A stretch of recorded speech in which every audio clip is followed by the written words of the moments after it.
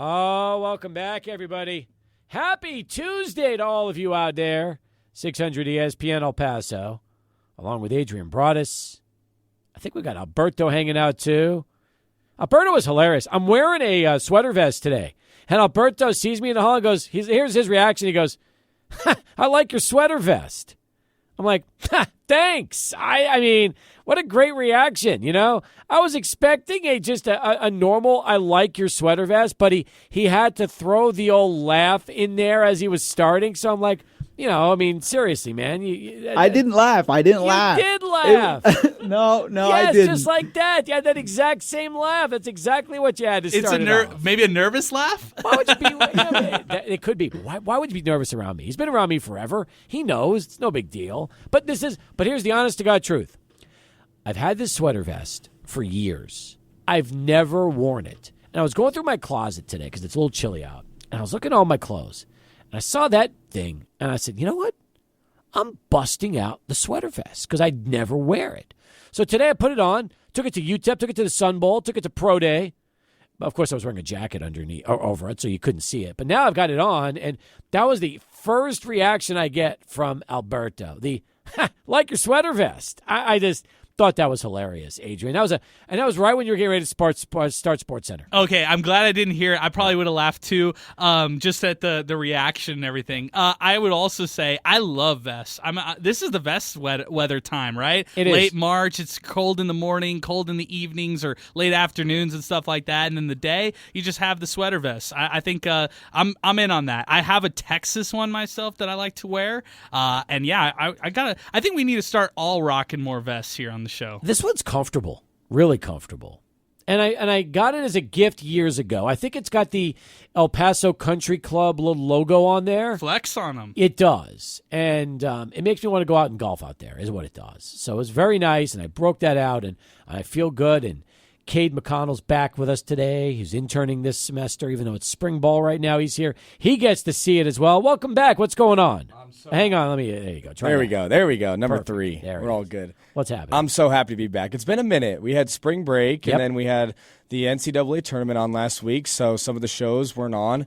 And I'm so happy to be back. I feel like I've been gone forever. You have been. You've been gone, about 2.5 weeks, which is forever in our business. Absolutely. I mean, that feels like an eternity. So I'm happy to be back in the studio today. I like the beard you've been growing out since you started spring ball. Looks good on you. You look like you got a spring ball beard going. See, right this now. is just the this week, spring ball. Haven't got to shave yet, beard. So by the next time you see me on Thursday, it'll be gone. All right, you'll be clean. Jim. Oh yeah, it'll be good and gone. Fantastic. And by the way, weather is nice and chilly in El Paso. Enjoy this because in a couple of weeks it'll be in the 90s and hundreds, and then it'll be like last summer. We had like 48 days of 100 plus, and you'll be wishing we had weather as cool as we had earlier today. You know what, Steve? As far as walking around and just being in the weather, I'm all good with the cold. But when it comes to playing football, I would rather play in football in 90 and 100 than this weather any day of the week. Easier just to it's just easier to function. It's easier to function, and it's going to be dry either way. But when it's dry and cold and windy, it's really hard to grip a football, throw it. Sometimes things can get a little sloppier. At least when it's warm, a lot of the times the wind isn't as bad, and so sometimes if the wind is down, honestly, I could care less. As long as it's not super windy out there, it's good for me. Good. Hey, by the way, you got to see Pro Day a little bit. I did too. I enjoyed that. Had a chance to talk to Marcus Bellin a little bit afterwards, and that was a lot of fun, too, seeing him. By the way, Marcus Bellin does resemble, what's his name? Kyle McNamara. There is I see the two of them a little bit, and you could. Well, maybe it's because they're both like 5'8". Maybe that's why. That probably has a lot to do with it. Yeah. Yes. Does Kyle have his hair grown out as much as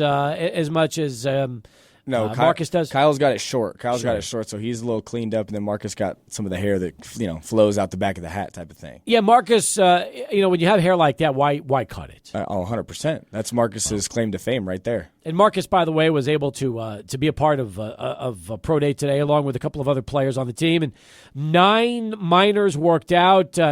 Gavin was out there today, which was very cool. I'll tell you what. I mean, Tyrese Knight obviously is the star of the show because we had almost 20 NFL scouts there this morning out at the Sunwell. I thought the scouting turnout was terrific. Look, you've probably been out to a couple of these pro days over the last few years.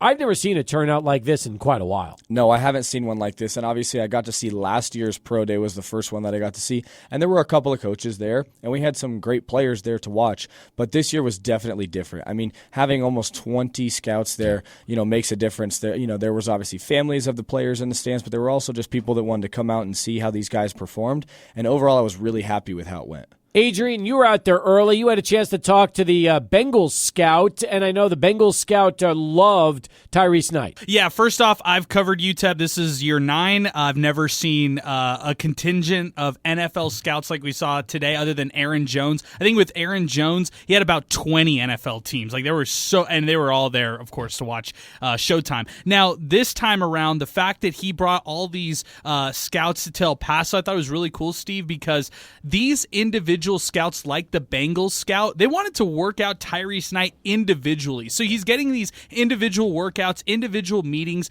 individual time with these NFL teams. And I love the fact that now he's cementing his name into being a day 3 draftee, in the draft. And I think that's really cool because he can go round 4 all the way to round 7. Yep. And I think there's a lot of teams in the league who could use just an extra linebacker in their room. I saw teams there today that I just haven't seen. The Jets were there representing. I don't think I've ever seen a Jets scout at a UTEP Pro Day. I saw the Bears. I saw the Dolphins. We mentioned the Bengals. Of course, were the Cowboys there? Did they represent? The Cowboys were there. The Cardinals were there.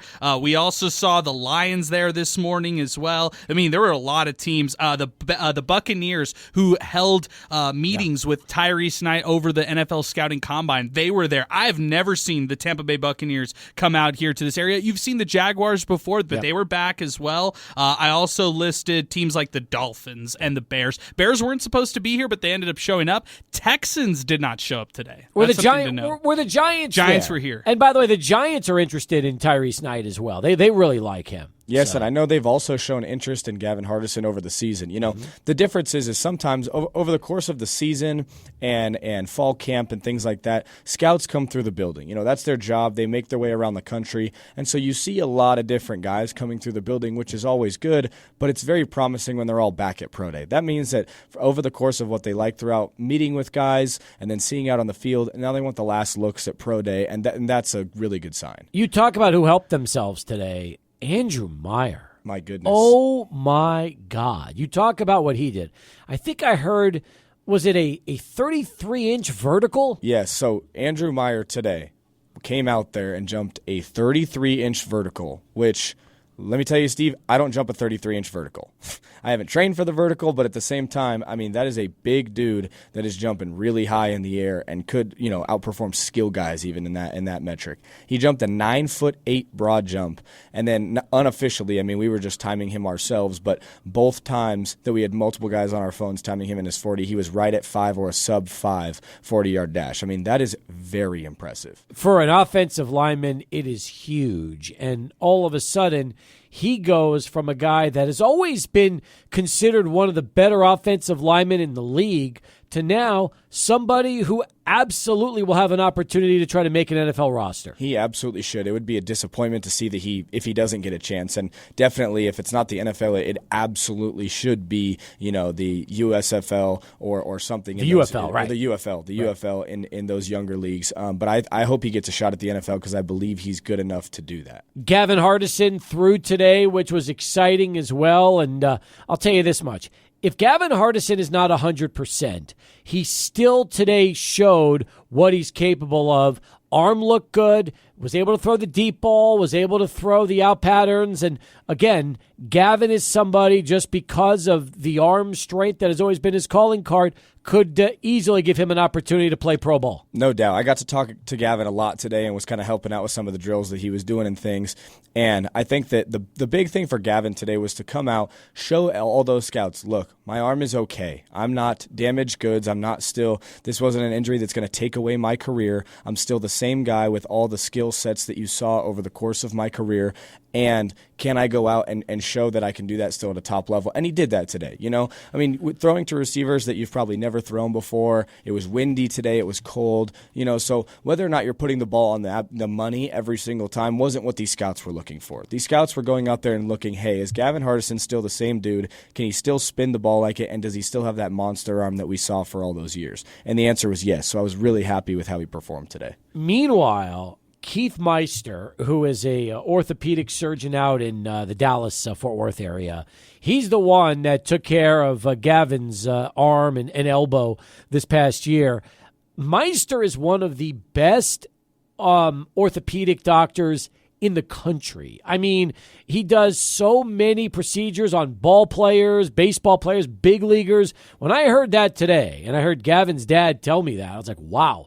You always say to yourself, well, if you need an orthopedic job, you always want to try to go to the best. And essentially, this guy is like Dr. James Andrews, just the Texas version. He is. When I was telling some of my friends back home about Gavin's injury and who he was getting his surgery by during the middle of the season last year, my buddies who are baseball fans were like, oh, that's the Tommy John guy. That is the guy. That is the one guy you go to. And so if you want somebody, you get him. And not only did he do all the baseball players' elbows, but he also did Brock Purdy's. Mm-hmm. And so when you have the same kind of injury, and then you see Brock and what he was able to do this year and how healthy he was, that's the kind of guy you want to go to. 100%. And by the way, he's also the team doctor of the Texas Rangers. So, yeah, that's great news. I was happy for Gavin. Gavin's always been somebody we've enjoyed talking to here on the show, and seeing him today, it was good. It was good for him, good for praise. Keenan Stewart. There were a lot of guys. Zach Fryer was there today. Trent Thompson. You talk about Andrew Meyer. There was also Elijah Klein, Zuri Henry. Just a good group of those 9 players out there today. No doubt. And it was really cool to see all those guys, too, because, you become such close family when you're in a locker room, and then all of a sudden the season ends and poof, all those guys that aren't going to be there anymore leave. And then you come back for the next year, and, we've been going through all these winter workouts and then starting spring ball. Yeah. And, you miss those guys. They don't get to be around anymore. So having them come back through the building and be there is awesome. Adrian, what impressed you when you were out at Pro Day this morning? The only cleanup I'm going to do is just the Elijah Klein side of this, right? Because he was somebody who everybody talked about, Tyrese Knight playing in the Senior Bowl, and that's the big one. Elijah Klein got the opportunity to play in the East-West Shrine Bowl, and that was a postseason bowl game that he got to partake in. Elijah Klein had played every snap for UTEP over the last 4 years, and the only year he didn't, he was a redshirt year, and he played his 4 games that he was allowed to. So every time he had a chance to play on the field, he was actually taking advantage of it. Klein is versatile, like Andrew Mayer, but I think Klein, what he could provide is a run blocking, player on the offensive front for any team. I think he's destined for pro ball here in the future. What did you enjoy more, going out to the weight room and seeing the performance that they were doing, or did you like being out in the field? Well, I'm disappointed I missed the individual drills. Those are my favorite. I think the field drills are always the best to me. I think the weight room stuff, that some people and some teams are always going to put stock into that. Others won't. And I think it's good for guys like, I was talking to Praise Mehule and his agent. They were talking about how he PR'd at all his levels. So, for him, it was a great personal accomplishment because he was on track and he'd had his personal bests at a lot of the different things like bench press and stuff that he did, and vertical jump, which was cool. But it was all the on-the-field stuff. I love that stuff. I like to see, like Cade was saying, some of the old players come by to check out some of the guys who are doing these things. And, it's really, these guys are never going to be in this kind of shape, pristine shape like this, in order to go through these drills. What was the biggest difference between grabbing an NFL football compared to the college ball you're used to throwing? That's a good question. We were actually talking about that today, just, with the balls being out there and then, grabbing at college football for the last couple of years. And the NFL football is long, or the NFL football seems fatter. Okay. It seems a little thicker to me, but they're still good football. So it's a little fatter, it feels thicker in your hand, but not too much difference. Easier to throw. A little bit. I would say that I'm more used to the college one right now, but after I was playing catch with Gavin today, I felt like it got a little better. And it's funny because I always thought the college ball was the fatter of the two footballs. I think, at least in my hand, it feels like the NFL is a little fatter, and it feels like the college one's a bit more narrow with bigger laces. So, I would choose the college football to throw right now over the NFL one for sure, but it's kind of personal preference. One of these days, we need to compare the two. We need to get out on the field with an NFL game ball and a college game ball and just really examine the two to see how they, how they're similar and how they're different. I would love to do that. Let's get out there and do that. That would be an interesting thing because people always talk about how it feels, but we could get some measurements, Do we have any NFL game balls after today, or are they all gone? Good question, but I can get one. We can get one somewhere, absolutely. Okay, good. Good to hear. All right. Good start to the show. 17 past the hour. We got not only Cade here with us today, we got a busy lineup. Lane's coming by at 5 o'clock. The A-team's going to be here as well from the Chihuahuas. Season starts on Friday. We'll do all that right after Charlie 1 in this traffic update. McConnell. Cade, you get to meet the El Paso Chihuahuas, the A-team today.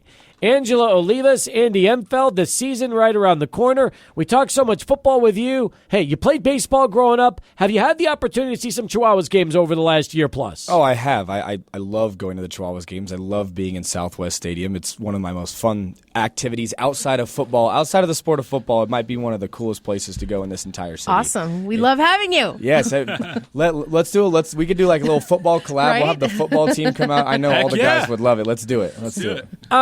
You two have been doing this with us ever since we started, really. It's funny. We're, what is this now, 11 years, 12 years? Where are we at now? This is 11 years, Yes. but our technical 10th season. Okay. Yes.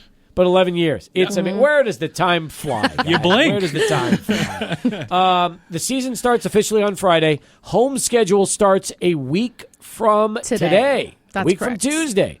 April the 2nd. Is it hard to believe that for the It's next... always hard to believe. Yes. The next 6 months of your life are going to be craziness. We is. leave the offices to come here, and you look out on the field. There's the guys. The guys are warming up today. They're on the field. Players are here. Players are Players are here, here. so it's real, and we're getting ready for the season. Media day is tomorrow. Another workout tomorrow night. Team meetings. So they're here. I'm excited for you. And part of the fun right now is also this.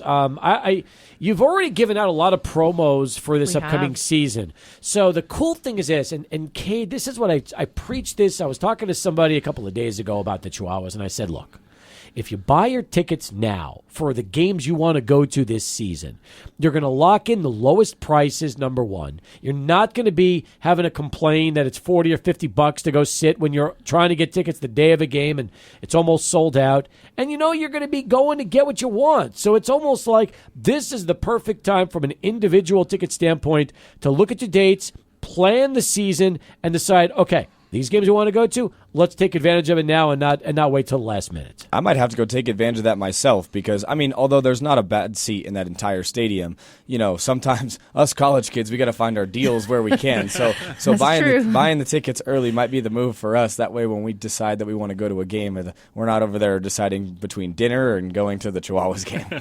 It's funny that you mentioned that too, because we still have our season seat memberships on sale, especially the starting nine. Starting nine is the best deal in El Paso. Talk about the starting nine. It is 9 vouchers. You get to use those 9 vouchers. You could use them all in one game. You could use 3 one game and 7 the next game, or not? What is it? 6. Math My is math. Yeah, sorry. 6 Word another marketing, game. not math. But 3 you plus get 6, you get yes. you get the perks of season seat members. So when we have our giveaway on opening day or the following Friday with our sleeveless hoodie, you get to get in 15 minutes early and try to get a giveaway before the general public. The starting 9 starts at $117 per seat, and it's 9, or actually I think it's per package, and it's 9 vouchers. And when you say like are there certain areas so you can sit in certain sections, and depending on where you sit, they're priced differently? Correct. Okay, but they start at $117 for Correct. those 9 games, which is about $13 a game. Correct. And if you can commit to yourself going to 9 games, or you and a buddy going to 3 or 4, that's a killer It's the deal. best deal. It's the best deal. So, and I tell people this because you get the season seat member perks. You're committed to what are just those 9. season seat member perks? So What do like you get? early entry, Yep. you get West Star Club voucher. You get team shop savings. You get special opportunities like batting practice or meet and greets or throw out a first pitch or all these cool things that you could do if you're a season seat member. Sounds pretty fun to me. It does. I like that. Split it between your buddy, 117 divided by 2. Someone did you do the math because It's like I can't. just under $60 a pop. Is There what you you're go. talking That's about. cheap. So. Yeah, it is. I mean, You spend that at one night drinking somewhere. the thing is that us football players, we struggle to plan ahead in general. Oh, You know, yeah, we I find guess out so. what we're doing on a Saturday about 10 minutes before we do it. So planning, a season, an upcoming season in advance, that's a big step for us. It is. Which is another reason why a starting 9 might be a great idea. Then you've got the vouchers. You can use them whenever you want. Exactly. Very and flexible. as long as you plan accordingly, you're all set. Now, here's a question on the starting 9. Let's say a game is getting ready to sell out, and you want to go to that game. How can you basically say, give them your voucher before the game and say, okay, I want to make sure I'm at this game on Friday. I know tickets are going fast. This way you don't be Plan in a ahead. sellout game. And you'll have a dedicated account executive that's going Exactly. to walk you through all that process. Oh, really? Oh, yeah. So you are literally a season seat holder. Yes. It's just a voucher system versus the actual game dates themselves. Like an 18 Correct. partial plan or a 36 half season or a full season.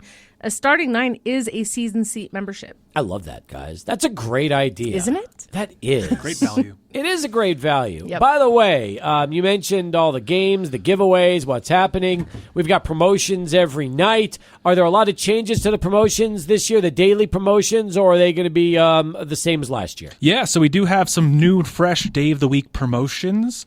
Our friends Cazadores has hopped on to Taco Tuesday, which is the first one is going to be on April the 16th.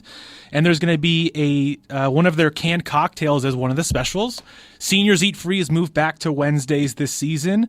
Our Thursday specials have switched it up to 6-4-3 Thursdays, presenting by Speaking Rock. So that's going to be a $6 neutral can, $4 hot dogs, and then $3 canned beers or fountain drinks. So great night to come for if you want some specials. What is a neutral can? What is that? Neutral is just a craft Ready cocktail. to drink. Yeah. Oh, A ready very to nice. drink RTD. All right, that sounds great. So Neutral is the brand. And then you're still having Fetch the Fun Fridays. Fetch I know the Fun Fridays. That's going to be with Presented by 93.1 Kiss. Kiss FM. Excited about that. And most Fridays, of course, fun to start off your weekend with us, but we're going to have premium giveaways on most of our Friday nights. So Friday night is the Friday night giveaway night. That's the best way to put it. And it's also I think all of them. There's going to be a couple Fridays. Yeah, we're going to pay tribute to the San Diego Padres wearing the brown and the yellows, but there will be select nights that will have maybe a different specialty jersey that we'll wear. Oh, that sounds great, guys. Saturdays Coming are, soon. of course, always going to be our fireworks spectacular, and then Sundays are Kids' Days, where we have the $5 meal deal for them, and then they get to run the bases after the game. Are we still doing Kids Club? Kids Club is Kids Club is there. Yeah, absolutely. So a lot of good promotions in store for this upcoming season. How many? Okay, because I know if you go to the schedule and you look at the promo calendar, there's a lot of dates that have already been revealed. How many promos are still left that you have not yet announced? Well, there's a couple, and I'll just tease it as this: there's 3 bigger promotions that we're working on that we're waiting on a larger entity to approve. So we're working with a pretty significant property that oversees 3 themes that we're working on. I got you. I have a feeling I kind of know what you might be talking about. Are we bringing any celebrities in this year? Will there be a possible celebrity day where somebody comes in that's a very well-known name? We do have 2 kind of appearances lined up currently. One, if you're got some kids that are, I guess, between the ages of 3 and 8. You ever watch the show Bluey? Okay. Bluey, the dog I've from heard the of show, Bluey, is yes. going to be here for an appearance. That's very nice. And then later in August, and actually I don't think this is on the I don't website think yet. No, we haven't but announced it yet. Let's do it. give it a little Let's tease, do it. huh? Good. It's live on Yeah, ESPN 600. let's drop it.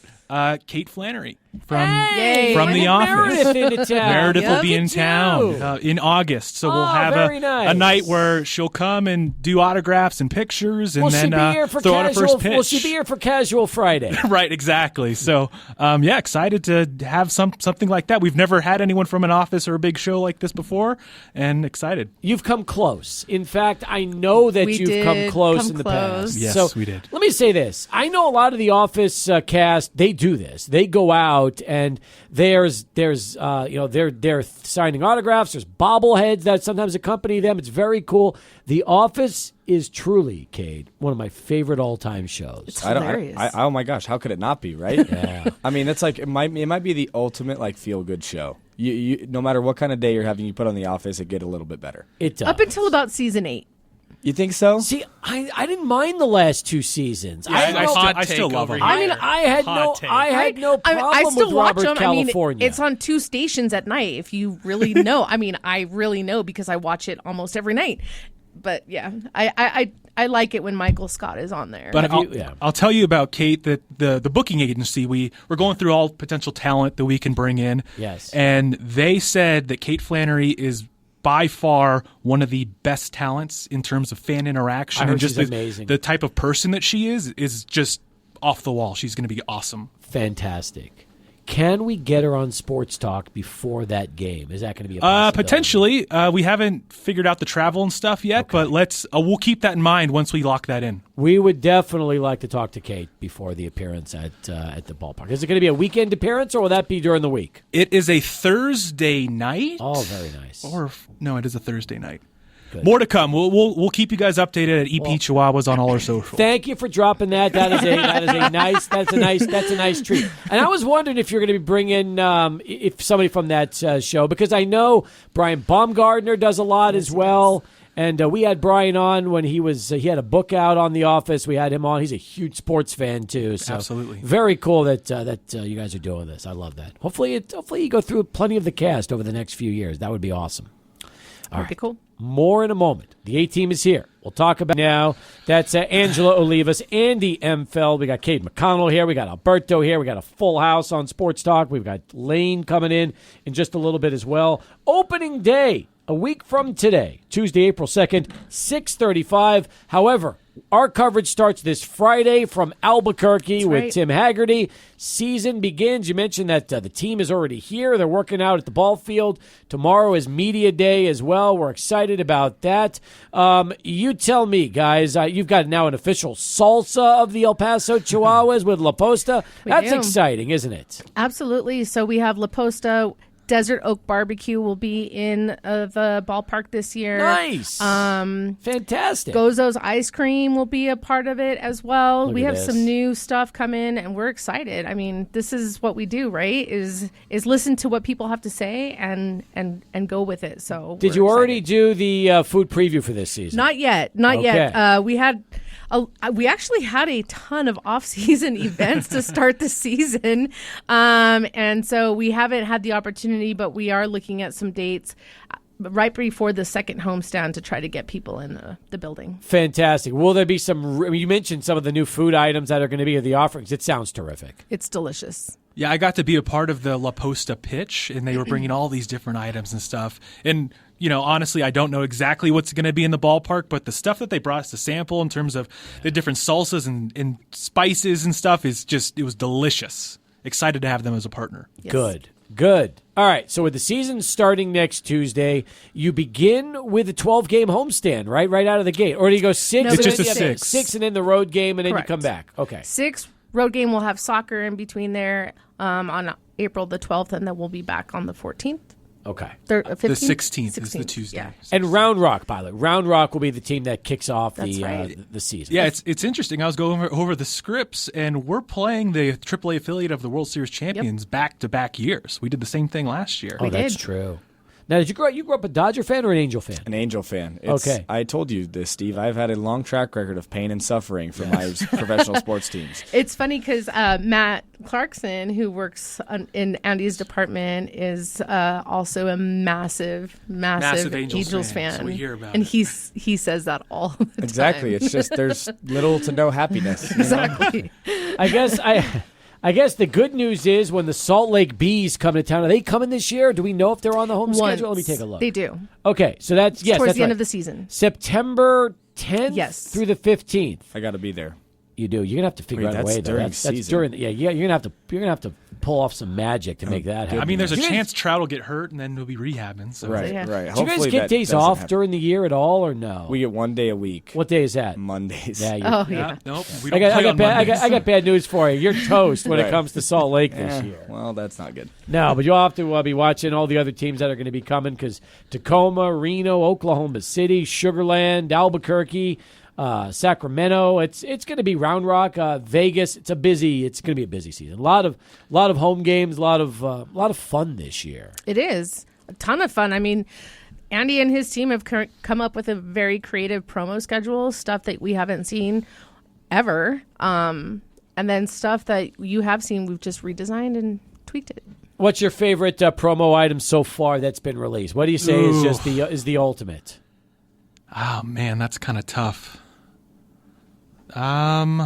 I would probably, I'm really excited about this first one. We kind of wanted to start the season off with a bang. And so on Friday, the 5th, April 5th, we're doing that short sleeve hoodie and kind of inspired by the primary home jersey that just has script chihuahuas on the chest and some red accents. And it's going to be a sought after item. I really anticipate it being our first Friday to kick off the year. And we're going to have a long line. So get here early. Gates open at 5:30. Unless you're a starting 9 or a season seat member, then they open at 5:15. But yeah, we wanted to start the season off with a premium item, and this short sleeve hoodie presented by Southwest University is just that. Awesome. So that's a good way to get things started. I Absolutely. like that. EPChihuahuas.com for all your information. So again, and by the way, I got the home schedule right in front here, and I'm saying I'm asking if you're playing 2 weeks in a row. It's so bad. It means I haven't even looked at this yet.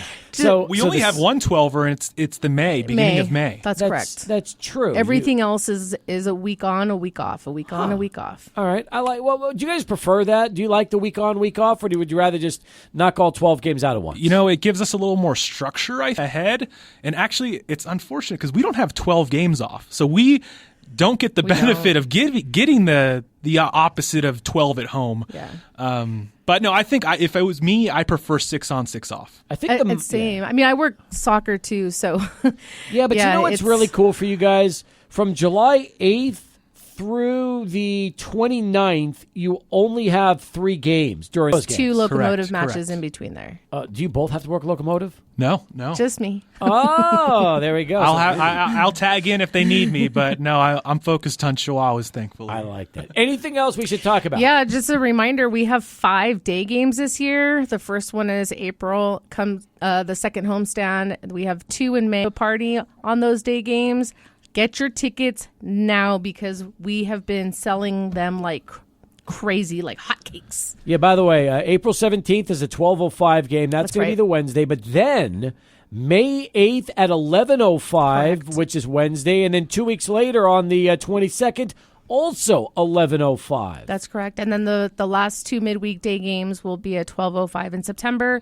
And then as a reminder, all of our Sunday games are 12:05 until the last weekend of May. Yep. And then we pick that back up again in September. I noticed you also have a 12:05 game on August 28th on a Wednesday. So correct. that's nice. And it looks like, and I got to double check this. I'm looking at the print for the 5th. Is that June 5th? You guys don't play a 3:30 game, do you? Or is that No. is that 6:30? 6:30, yeah.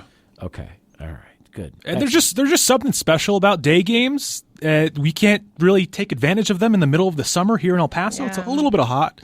So while we got them in the beginning of the year and the end of the season, jump on them. They're a lot of fun. Exactly. Fun stuff. All right. You want more information? Just go to EPChihuahuas.com. If you want to take advantage of those ticket specials like you just heard, you can click season seat memberships. And when you do, Go all the way to the bottom. I'm sure when you, There you go. there it is. Starting 9, the flexible voucher plans that are there. They also have 18 games of your choice, 36 all home games, or even the club level if you want right. to splurge a little bit this season. That's correct. All right. Great to see you guys, Good 18. to see you too. Thanks, Steve. Thanks for coming back, and we'll see a lot of you this season, okay? Absolutely. Yes, sir. All right. We'll come back, wrap up hour 1 in a moment. Sports Talk continues, 600 ESPN El Paso.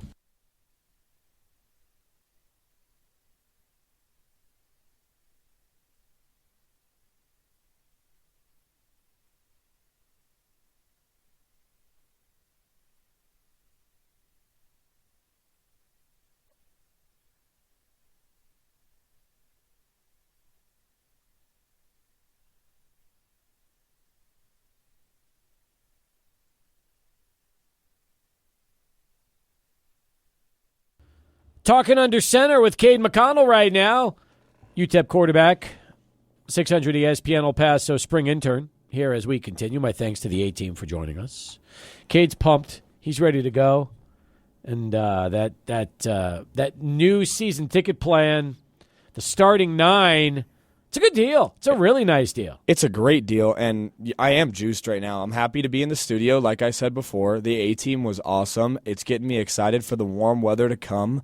Baseball season is coming right around the corner, just a couple of days left. I mean, I'm amped up about it. My dad, who listens to every show, he's listening right now, he texted me while they were here and said, I'm already looking up the A-team or the starting 9 prices. I think that's a great deal. I think Dad's going to come through and get me some of those passes. So maybe when he's up here too, we could take advantage of them. So there's actually 4 zones, right? Zone K is where it starts. That starts at 117, like Angela said. Then they've got Zone L, which is 135. Then Zone E, which is 153. And Zone I, which is 180. So I'll say this. No matter where you go in that ballpark is a great seat. Zone E for the 153 is kind of cool because you could possibly sit like right down the first or third base line in those seats that are just a little bit past the dugout, which I love those seats because that's kind of like watching a potential ball hook and curve your way over there, which would be kind of fun. But every seat's a good seat in that ballpark. Every seat is a good seat. It doesn't matter if you're sitting out on the lawn, if you're in the second level, if you're down there more closer to the field. I mean, it really doesn't matter. And I just love going to that ballpark. The one thing that I will say that I would love to this year, whether it's through a giveaway with the starting 9 and getting lucky and getting one of the giveaways, or whether it's going in and buying one, I would love to get some Chihuahuas gear. I do not have any, Steve. I feel like that is just a wrong of me to have lived here for almost 2 years and to not have a Chihuahuas hat, no shirt, no jacket, nothing. You need some merch. I do, and I want them because I enjoy going to those games. I like the Chihuahuas. I think they're awesome, and I don't have any gear to support. What's your hat size? 7 1/4. Ooh, okay. Yeah, I've got a fitted cap, but it's a little bigger than that. So I got a small head. Yeah, well, I understand. Well, we'll see what we can try to work on for that. We'll see what we can do for you. Maybe Adrian, maybe we could strike an NIL deal with Cade and the Chihuahuas. Okay. That would be a nice combination. Forget the pullovers, forget the hats. Cade, what you need to go back home with is a jersey. These right? jerseys are iconic. We need to make it happen. Yep. And if it can't happen through that, then we got to figure out a way to raise some money for you to get that jersey, because the jerseys themselves are the real deal, man. Are you a baseball jersey guy? Oh, 100%. Whenever I go to the Angel games, I have a jersey. Yeah, I have a jersey myself. My dad's got a couple in the closet. Like, I got some to choose from. I have to go in a jersey. But we were talking about, I think they said that, was it the Margaritas jersey they were talking about? Yes. I need to see a picture of that again because I remember it from before, but I need to see it again. I mean, that's what I want right there. I mean, that's the Margarita jersey is a cool looking shirt. Right. It's a neat. The giveaway is cool. In fact, I was thinking if I could get a picture of that giveaway, I'll show you what it looks like. It's going to be that blue one right there. So that's that's awesome. Paso Margarita. That's awesome. Yeah, I like that. I like that jersey. There's some cool promos. Hey, by the way, Lane's coming in here in less than 10 minutes, and he'll start hour number 2 with us. We could talk spring ball all we want because we're now a couple of weeks in. Have you had any time to watch the basketball tournament or since the start of spring ball? Yeah, I got to watch a lot of it when it had first started. More in the round of 64 and the first round and a little bit of the round of 32. But no, it's been exciting. I mean, I made a bracket. I don't know if exactly we're looking too good or not. I had Kentucky in my finals and I had Kansas in my final 4. But the other side of the bracket's looking pretty nice. So as long as we just cover up, the right eye and you can't see the right side of the bracket, I mean, I'm looking nice and pretty nice. Adrian, have you been following Cade in our brackets? Yes, he's like tied for first, Steve. So this man is very humble. He is seriously tied for first and could win a prize if this ends up shaking out the right way. That'd be wild. By the way, I am ranked 113, and Cade is tied for first with 4 others. Wait, how? Oh, wow. How many people are in this? A bunch. Oh, wow. I didn't know that. Oh, yeah. I was a little naive, I was just like, hey, this is, I get to enter. Here we go. Okay, and let's just see what happens. And here we go. Now I'm tied for first out of a couple hundred people. Yeah, and all I can tell you is I was pretty much eliminated the first day. When Oakland won and North Carolina State, that was the death knell for me. I had Kentucky. I had Kentucky going deep. Yeah. I would Kansas. love when we get a chance, Adrian. I know you said you kind of have to look at it on a laptop. I'm gonna need to see who else I'm tied with to see if they're upcoming rounds after this look better than mine, because it's going to hurt a lot if they don't have Kentucky and Kansas going far too. So your brother, Bo McConnell, is ranked 37 in this current bracket right now, our $1 million bracket challenge. So this is going on right now, and yes, they are in it. Also, big thanks to OneSource Federal Credit Union. They are the sponsors of our $1 million bracket challenge, and thankfully for OneSource, they're not going to have to shell out $1 million. We don't have a perfect bracket right now. Good for them. I'm sure they would love to do that, though. Wouldn't you think that they would love to have $1 million bracket to just give away? Can you imagine all the coverage? This has never really happened. Yeah, it would be beneficial for them to have to pay $1 million for a perfect bracket, because it would make history of the universe. That's true. It would. It absolutely would. All right. Hour 2 right around the corner. When we come back, Lane's going to join us. We've got Cade here for about another 30, 40 minutes, and we'll look forward to keeping that going as well. Sports Talk continues. 600 ESPN El Paso. Return to the program. I feel like it's been forever since you've been here. We're back. We are back. You're back. How is Japan? Japan was great. A lot of sports that we had to catch up on. Did you follow any sports while you were in Japan? I did, actually, and I think I counted how many posts I made on Schoolyard Sports because, NFL free agency, conference tournaments. I think I made like 55, but it was tough. Was Aaron Jones going to the Vikings while you were in Japan? I was asleep. So I woke up. First thing I saw was Josh Jacobs to the Packers, and I'm like, wow, it's going to be a great duel with Aaron Jones. Next thing I see is Aaron Jones released, and I'm like, oh, that's terrible. And then I see Aaron Jones to the Vikings, and I'm like, okay. Crazy time. There we go. Did you was there any sports in Japan you were watching while you were there? I was going to go to a sumo wrestling match, but didn't, and then baseball starts next week in Japan. Okay, so you missed out on baseball, and you could have had sumo wrestling, but you skipped that. How was the food? How was the sushi in Japan? Sushi was really good. Food really good. Wasabi, definitely great. I got a funny video to show you guys after this. Oh, did you? Yeah, but wasabi, a little too spicy, I'd say, if you put too much. So in other words, the wasabi in Japan is different than the wasabi here. Let's just say, don't try the wasabi challenge in Japan. Oh, jeez. They have a wasabi challenge? They asked me to do it, and I did it. You did? This isn't a video format, but ooh. You ate the whole ball of it. Did they give you on the side? Pretty much. It was tough. I mean, you gotta own it, but it was fun. Was it the spiciest, most intense thing you've ever done food-wise? I've done the wood chip challenge. That killed me. Well, how did this compare to the one chip? Second. I mean, one chip challenge is crazy, but this was definitely second. Did you do the one chip challenge on Schoolyard Sports? Did not, but it was right about when I was starting Schoolyard Sports. 7th grade, I remember. My brother and I tried it on a college football Saturday. I only ate half of it, and I still died. You did it when you were 12 years old? You did the one chip challenge? I've got worse videos of the one chip challenge than the wasabi challenge. Oh, my God. That's good. I like that. I want to really know, Lane, like what was it's food-wise. I'm thinking food here. Okay. Something like very different, maybe that you weren't expecting, or something that was just surprisingly really good that you loved in Japan. You know what I was surprised by? They told us at this one restaurant that this restaurant in Tokyo is like the best pizza in the world, and like a lot of people like online said that too. So we went to it. Tasted like any pizza in El Paso. It was which was kind of interesting to me. So you thought it was really billed good. as the best pizza in the world? I did. I'm trying to think of something that I wasn't expecting to be good that was really good. Maybe that's tough right there. I'll come back to Did you see that McDonald's out there? I did always have see McDonald's. That. In the airport, I had McDonald's once. It kind of tastes like American McDonald's. I just had to try it. It was interesting. Did you was Wagyu beef over there? Wagyu beef, definitely. How was that? Very good, of course. Okay, so never had it. Well, I mean, I've had it, but not like like the really nice Wagyu beef that you see. Yeah, places. And are you a big sushi guy?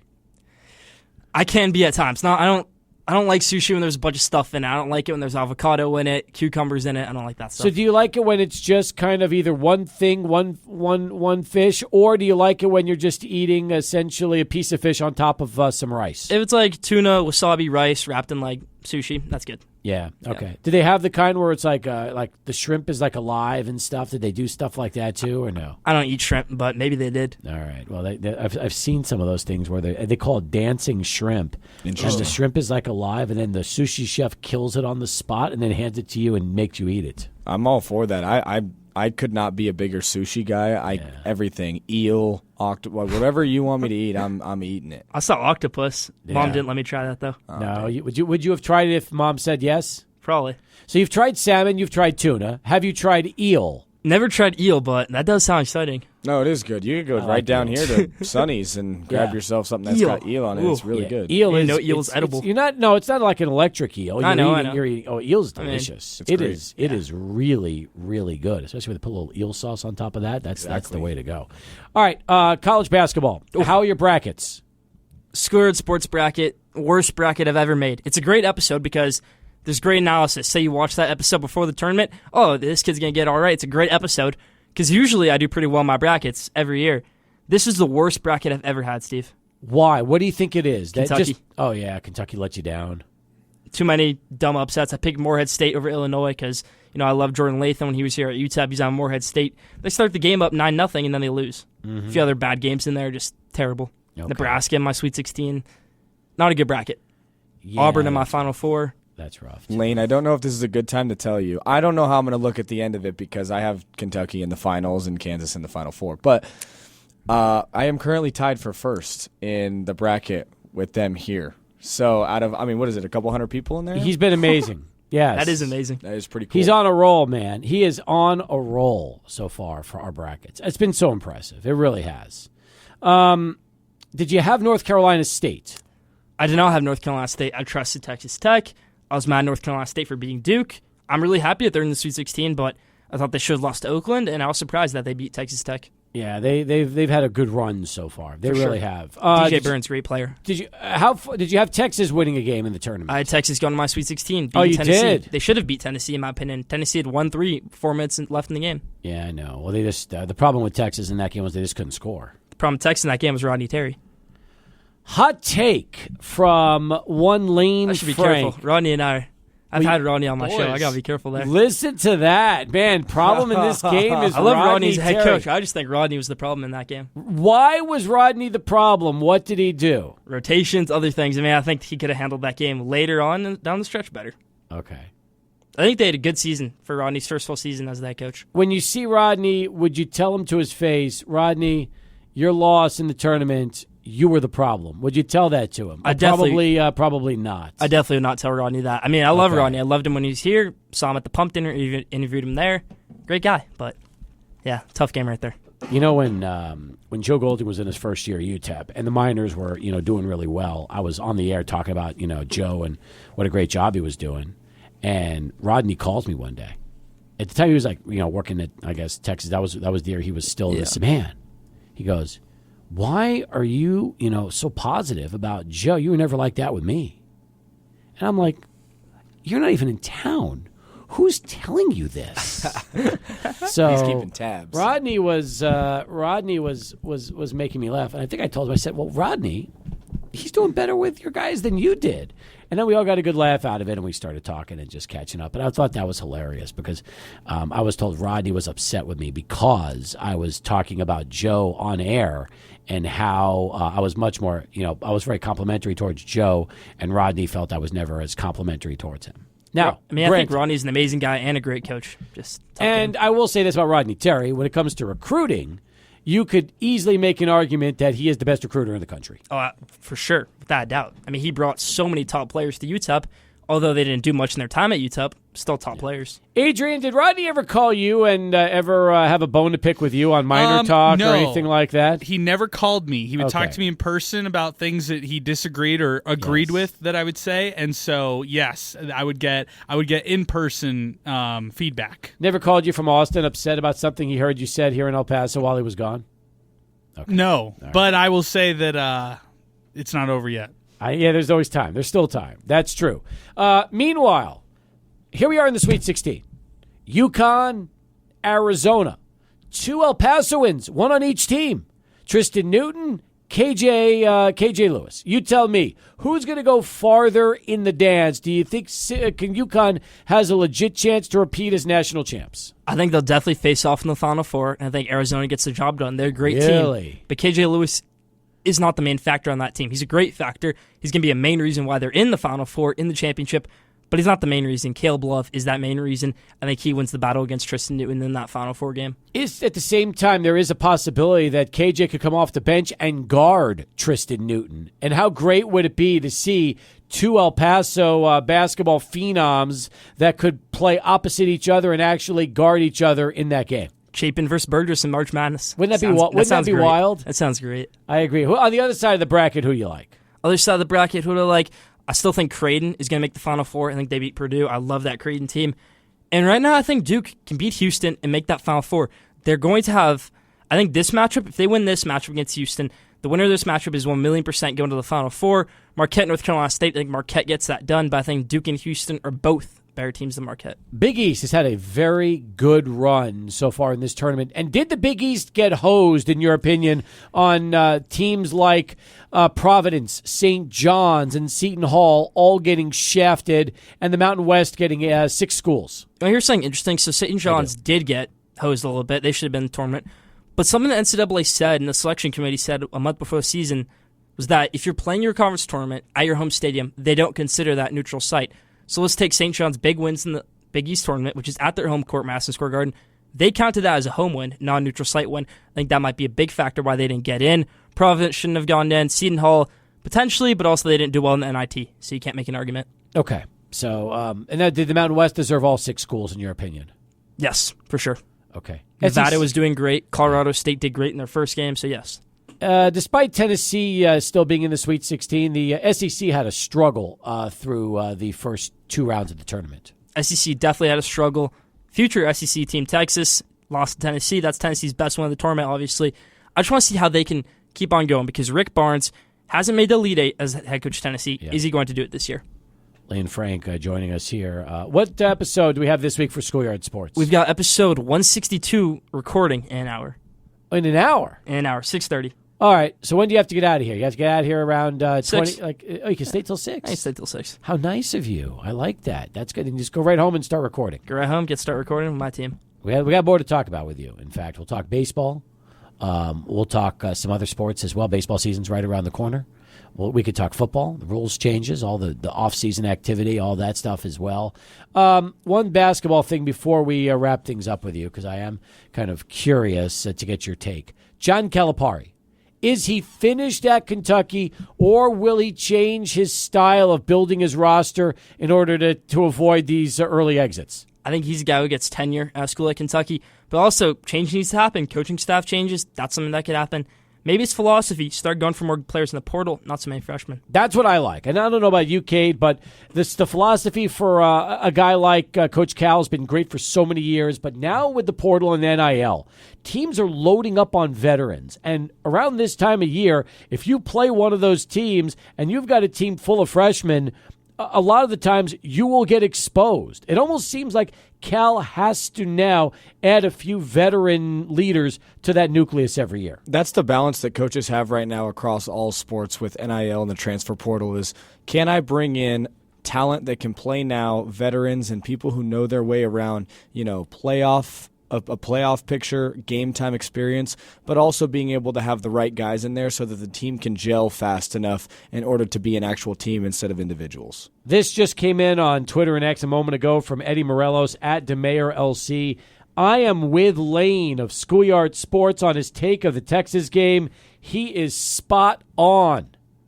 Well, now you've got people that are following your lead. How do you like that? I love that. Are you going to say on Schoolyard Sports when you tape in an hour, will you talk about it and will you drop the Rodney Terry bomb when it comes to Texas on Schoolyard Sports? I think Texas put up a great battle for the season they've had, and Rodney's run the show, so no need to do that. So you're only going to put the hot take here on the program? Only the hot take here because it's more relevant here. Well, it's sports radio. Plus, if you do it on Schoolyard Sports, then it's on YouTube forever. And then somebody could Maybe Rodney's listening though right now. That's a bigger risk. Let me tell you something. If Rodney Terry's listening to Sports Talk, he's got issues. All right? He's got to worry about what's being said in Austin, not here in El Paso on a random Tuesday afternoon when we usually talk UTEP hoops. That's right. I can't believe he even made the comment to you. I don't know. Have you never told me that? That's pretty interesting. It is. Have I ever told you that one, Adrian? Yes. Have I talked about that on air before? No. Nah, what the hell? We might as well. Were you just sitting down and see your phone? Rodney Terry. Yeah. Yeah, it was pretty good. Was that before or after we saw him in L.A.? That was before. Yeah. That was before. So, hey, I enjoy Rodney makes me laugh, man. He does. In fact, when he saw me with you in L.A., it looked like, when he first took a look at me, it looked like he saw a ghost. It was hilarious. So, yeah, we had a good time with that. All right, we have plenty more to talk about with the man himself, Lane Frank, Schoolyard Sports. But first, let's go to Charlie 1 and get this traffic update. Back here on Sports Talk, everybody's rocking the Schoolyard Sports caps today. Lane came bearing gifts. So now the whole staff, the whole crew's got them on. It's perfect. Episode 162 drops, tapes today, drops Thursday. There you go. Appreciate that. How many episodes did you miss when you were out? A couple? Did I think just one. That was it? Just one. You're an Iron Man. Doesn't change. That's 162 episodes since August 2020. good. I love that. Matter of fact, that means you're going to get to 200 this year. Oh, wow, I am. Yeah, it's a Yeah. big deal. I am. That is crazy. So I got to 100 November 16th, 2022. Yeah, I think I was on episode 101. You were on episode 101. That was the Michigan-Ohio State game. I love when you that. said, for me, you hope Michigan wins, but you don't think they were going to. And then, of course, they did. Maybe I can come back on 201. Maybe I can join you every 100 episodes on Schoolyard Sports. We'll get you What do on you before think? then. That'll be a lot of fun. I'm looking forward to that. All right, as we continue right now with Lane, this came in on the app from Domingo21. It says, Lane, did you see sumo in Osaka? And you mentioned earlier on the show, unfortunately, that did not happen. So I was in Osaka the last night. Didn't really get to spend much time there. There was sumo in Osaka, but during the day, and we got there at night. Oh, okay. So you missed it by a few hours. Exactly. All right. What was your favorite town in Japan? Tokyo. But I think Kyoto was a very great town. I just think Tokyo is my favorite. Do you want to go back during baseball season so you can watch a Japanese league game? That'd be great. You know, they got so much talent over there. They won the World Baseball Classic. How many hours was that flight? From we yeah. went to Hong Kong for 2 days before then, so it was 16 hours from Los Angeles to Hong Kong, and then 4 hours from Hong Kong to Tokyo. Okay. And then when you flew back, did you fly back from Tokyo to the States? Did fly back Tokyo to Hong Kong, and then Hong Kong to the States. Okay, so Hong Kong was always your direct shot Exactly. at 16 hours. My 16 parents lived hours? in Hong Kong, so Oh, that's That was a right. good experience. I forgot about that. They take you back to their old place. yeah, they did actually. Very cool. Sorry. And did you eat in Hong Kong? Of course. What was Best food in Hong Kong. So was Hong Kong better or worse food wise than Tokyo? I think Hong Kong might have had a little worse food, but I still love the food. Okay. So all in all, Asian food's the best. You did well, is what it sounds like. All right, I like that. Meanwhile, as we continue, as we talked about the Sweet 16, you missed a lot of NFL free agency while you were gone. In your mind, which team improved themselves the most? Which teams hurt themselves the most? The team that improved themselves the most, and I'm going to talk about this in the show today, Chicago Bears. They did such a great thing. They get rid of Fields. Now I think they could have got better stuff for Fields. They're going to get Caleb Williams. They're going to get the number 9 overall pick. They got a great running back, DeAndre Swift. They got a great receiver, Keenan Allen. You can get a receiving core potentially, DJ Moore, Keenan Allen, and maybe, if you're lucky, Marvin Harrison Jr., if you're unlucky, Remo Dunes. Okay. And then you get quarterback Caleb Williams with a running back DeAndre Swift. You've got a playoff team. So they did great, in your opinion. All right. Great. Which team now hurt themselves as a result of some of the moves being made in free agency? Team that hurt themselves the most. I don't want to say the Giants because the Giants did get Brian Burns and they did get Devin Singletary, which arguably was a better pickup than Saquon Barkley. I'm going to tell you which team I thought hurt themselves the most. Cowboys. They lost Tyron didn't get Smith, and they lost Tony Pollard. A team that didn't do well that I thought would do well, Carolina Panthers. They didn't really sign anybody big. Yeah. And I thought they would. I thought they would get Bryce Young, a good running back. I thought they would get him another good receiver. They didn't land on anybody. Who do you think the Cowboys, are they going to really go with Rico Dowdle as their starting running back this year? I think they're going to have to unless they draft a running back. I think Blake Corum they might go after, but outside of that, there's not many great running backs in this year's draft class, so they're going to have to do something. The problem also is the $59 million cap hit that Dak has right now on that team. That is a stranglehold on that team's salary cap. I think they're in such pain with Dak as their quarterback, and I think they've kind of been in jail with Dak as their quarterback these past few years. Because he's great and he's a family guy, and you don't want to give that up. Because what if it goes wrong? He's such a great guy, but he's not the best quarterback for the Dallas Cowboys. And who is? Anybody. It can be any free agent quarterback, you could say. You're telling me, so let's think about this. Let's go back to 2020. Tom Brady's a free agent in 2020. They have no quarterback Cowboys. They get rid of Dak. You're not telling me Brady's interested in going to the Cowboys. I'm sure if they got rid of Dak, he would be. Aaron Rodgers might be interested in going to the Cowboys. If other team, if other quarterbacks. So because the Cowboys stuck with Dak, that's been their downfall. I think so. I think Dak's a great guy and a good enough quarterback, but not great enough to win championship. Cade, weigh in on this. Yeah, no, I actually agree with that in a sense. And it's tough for me because as a quarterback and somebody who goes out there every day, I think that Dak's done good things. But if they always say the president and the quarterback of the Dallas Cowboys are probably the two most scrutinized positions in all of America. And if you're not going to get it done in prime time, then there's going to be issues there. And then you start talking about money and there's not enough puzzle pieces to move around. I understand what Lane's saying. I'm feeling it right now as a Chargers fan. I feel like we've done nothing as well. We have no receiving core left. I mean, I don't know how much I believe in Quentin Johnston, and I feel like a lot of our pieces are missing. I'm very curious to see what we're going to do in the draft, but it's tough for me. So yeah, Lane, I do see what you're saying, and I think that I empathize with Dak, and I think that he's a good person. I think he's a good quarterback, but I think that right now the puzzle pieces for the Cowboys are not fitting all together for me. Definitely not. Only adding one player, not great. No, not great also. I agree with that. Hey, meanwhile, do you know that you will soon have the opportunity in a couple of months to play as Cade McConnell when College Football 25 comes out? College Football 25, so excited for that. We got the first stadium renderings today for a team, Missouri, and it looks great. By the way, will there be stadium renderings for every school, including UTEP? I hope so, because that's going to be awesome, playing the Sun Bowl. I hope they get it right. Can you imagine if they get it right, what that's going to be like? It's so cool. Especially the cool thing about this, too, is like there's a lot of people that, if they haven't been through El Paso and they're not, huge UTEP fans or huge football fans that are on, the northeast of the country, they have no idea about the Sun Bowl. But it's such an awesome stadium. And then there's going to be people that play in it on the game and be like, wow, this is actually really cool. And I think we have one of the best group of five, if not the best group of five stadium in the entire country. So I'm really excited to be able to do that, to be able to play in our stadium. I think it's going to just be the coolest thing ever. Okay, so serious question, okay?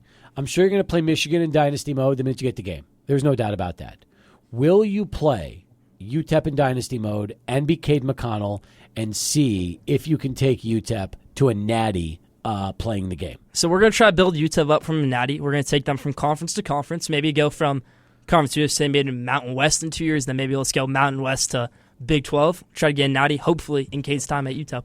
Okay. That's the goal. I love it. I think that's going to be a lot of fun, too. I think that's the way it should be. And by the way, you will be getting a game as part of opting in, which is exciting. We don't know if it's going to be a hard copy or a digital download, but the point is you and a bunch of your – did everybody on the team pretty much opt in, as far as you know, to College Football 25? Yeah, as far as I know, everybody's opted in. I don't think that – there's definitely not been anybody that's, decided not to opt in. I think they still maybe need to get on the app and go and, do their due diligence, but nobody's saying no. Did Arch Manning make a mistake by opting out and not doing it? So I think the reason why Arch Manning's not doing it is because maybe somebody goes, okay, let's play out Arch Manning's career on LSU, a different school. And that's a bad look because it's like, oh, Arch is riding the pine at Texas.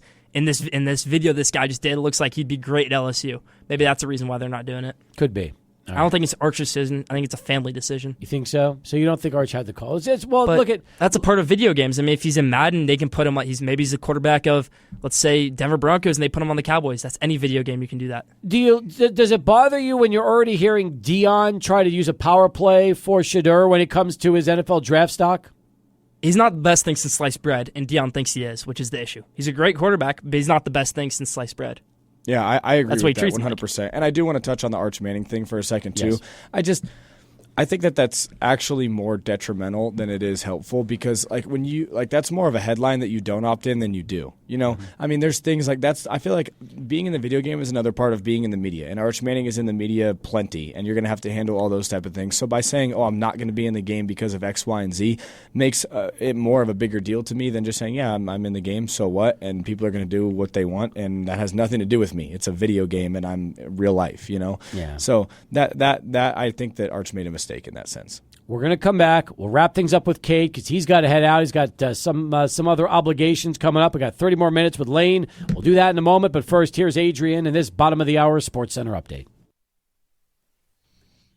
Guess if you're the Dallas Cowboys and you want to move on from Dak Prescott, this is your play. One more season. You roll it back with him. You don't restructure his deal. You don't make it. I mean, I think that probably that's just the way it has to be, right? Because even if, let's say, you take him, give him a new contract, chances are you're not going to be able to get out of it next year. You're going to probably be committed to him for at least 2 to 3 years, and you don't want that if you're the Cowboys. So you just suck it up. You take that $59 million hit because that's the spot you're in, and then you decide, okay, we'll do this one more year, and if you do it and you go to the Super Bowl, then we could talk about a long-term deal. If not, we move on and go somewhere else. I think for Dak Prescott, the thing we just talked about, this is your year. If you don't get it this year, you're gone. Gone. Well, he is. But what Adrian's saying during SportsCenter a moment ago was that the Cowboys said they are not looking to restructure the contract, I think which they're done with means it. he'll be a free agent next year.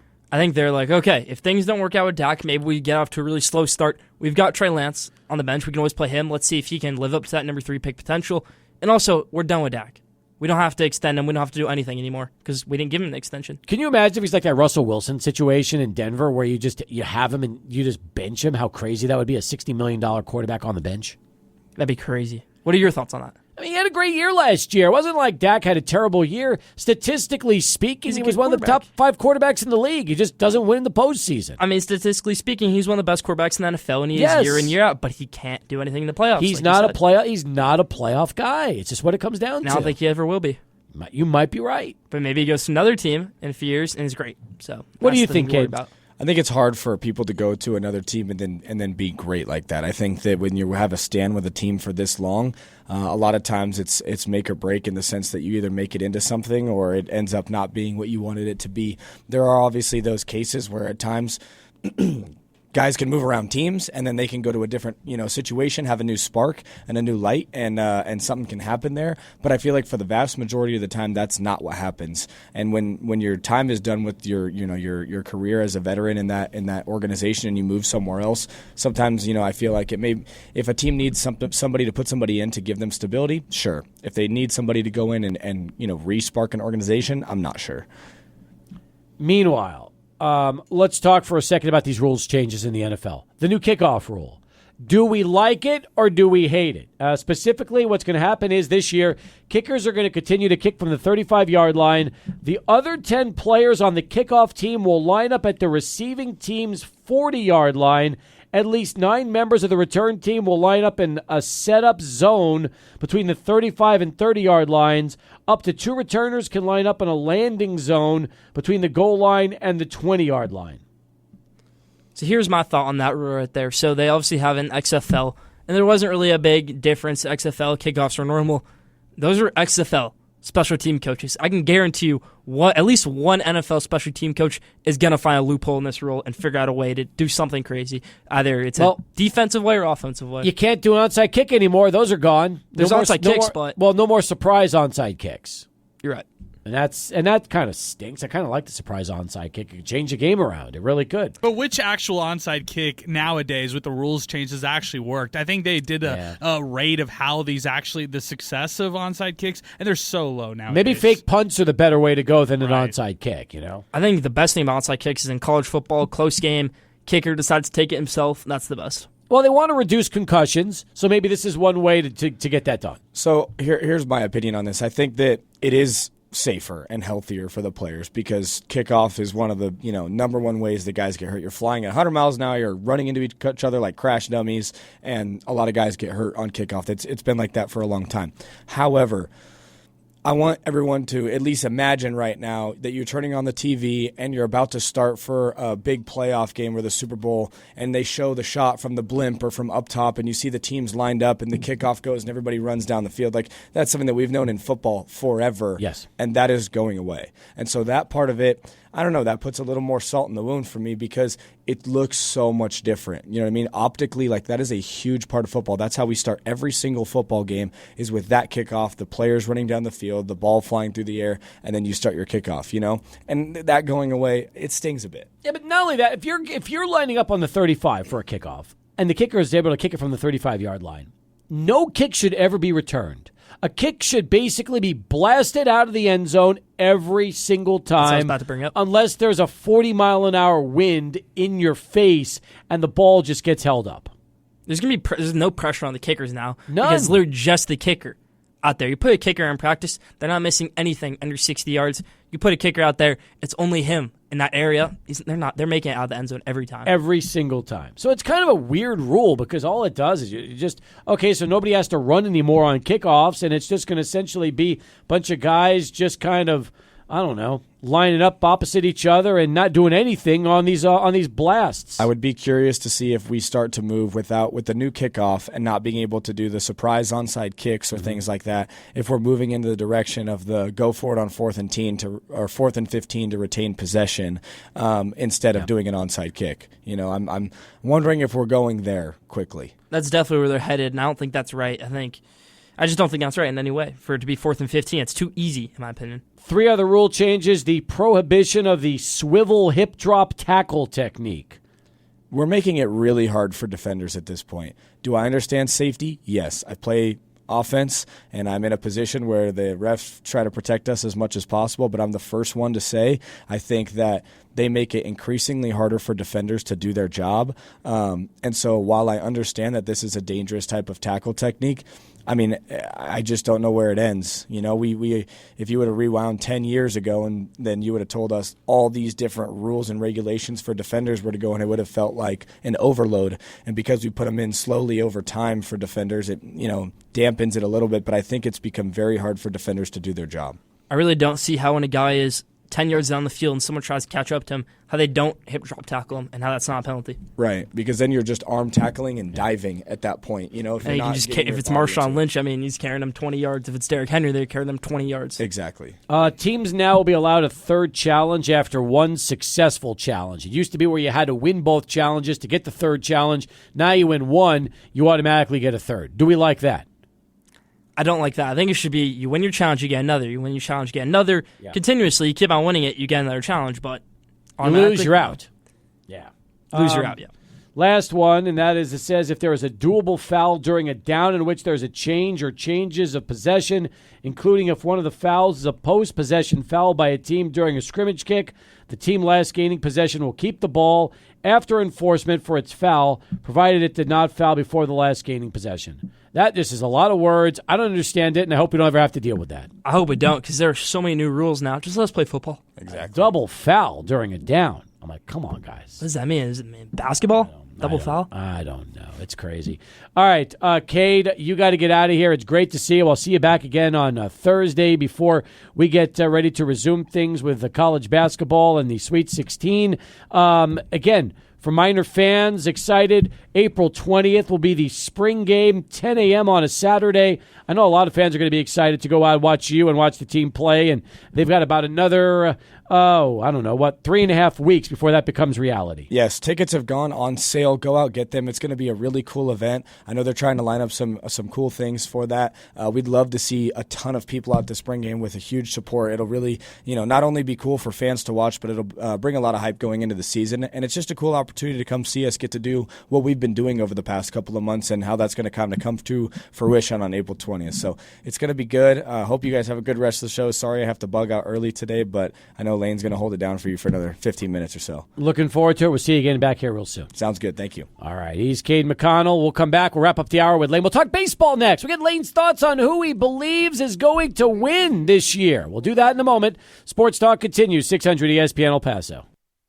It's the 8th inning. I think the bullpen will be good enough. Edwin Diaz coming back this year.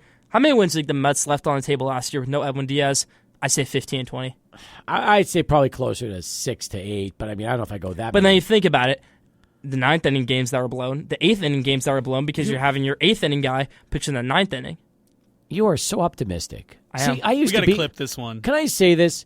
I used to be just like you. When I was your age, you have to realize something, okay? When I was your age, what are you now, 16? 16. All right, so let me see, 89. Yeah, they won the World Series 3 years earlier.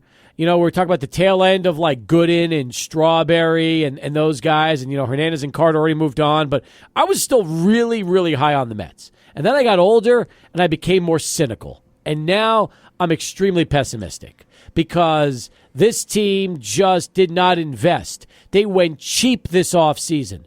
They invested like they're the Milwaukee Brewers because their former GM is now running the Mets. See, you got a guy with an unlimited checkbook and a GM who's trying to run them like a small market team. That's the problem, in my opinion. Just better get Juan Soto next offseason than breaking the bank for a Blake Snell this offseason. In my opinion, it is. Yeah. You think it's so bad that I'm optimistic. Last time I was optimistic on this show, I said Sam Darnold would have a better career than Kenny Pickett, and we have a bet that we're going to go for the next 15 years with. Kenny Pickett's career is going nowhere right now. But Sam Darnold, currently the starting quarterback of the Minnesota Vikings. That will not last. He will not be starting. You know he's not going to start on the first game of September. And you know Kenny Pickett's not going to start another game as a real quarterback. How do we know that? Years. No, not outside of necessarily. injury to the starter. He's But not if going to start. if I had to look at these two quarterbacks right now and say who's had the better career in the NFL, Kenny Pickett's had a better career right now than Sam Darnold has. Fully disagree with that. I think Sam Darnold has had a way better career to this point. Sam than Kenny Darnold Pickett. has been a disaster. Kenny Pickett everywhere had 6 he's touchdowns. gone. 6 touchdowns last season for Kenny Pickett. Yeah, I know he did, but he was better Darnold than at least before. has. Okay, we're off NFL, but still, let's go to MLB. Let's go back to MLB. AL, who's your AL pick? Orioles. I think the Orioles are a great team. I think They're Adley fun. Rutschman wins the MVP. Corbin Burns, great pitcher. They've got great pitching stuff. Kyle Bradish, Corbin Burns, John Means, if he can come back. I love this team. Kyle Bradish is injured, But still, going to be a good team. but he's injured. He can John come Means back. is coming back from Tommy John. You mentioned one guy, Felix Corbin Bautista, Burns. who is hurt, Corbin but he's the Burns. mountain. He's the best Felix closer in baseball. Bautista's missing the whole season. But he can come back. Like I said, he's injured. Listen, I like Baltimore. I'm with you. I like Baltimore. They were the 1 seed last year. I know they were. Are the Yankees going to make it interesting? The Yankees can definitely make it interesting, but I'm just not going to pick the Yankees because I picked them last year to make the World Series, and they had a very lackluster season. I can see it, though. Aaron Judge, Giancarlo Stanton's coming back looking better than ever, and then you put Juan Soto. It's a great outfield. How about Toronto? Toronto's interesting to me because every year they have talent, and they have great pitchers. Kevin Gausman's a great pitcher. Vladimir Guerrero's going to be a great hitter for them this year. I just want to see if they can put it all together. Who wins the Central, in your opinion? That's a tough one. Guardians are not going to win it with Stephen Vogt, first-year manager, rebuilding.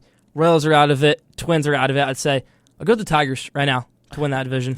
I think Spencer Torkelson gets his breakout year. It's a rough division. And Tariq Skubal's one of the best pitchers in the AL. in the West, can you see the Rangers doing it again this year? Can they have a great season and go all the way? So my hot take in the West is that the Astros miss the playoffs and the Rangers make it back.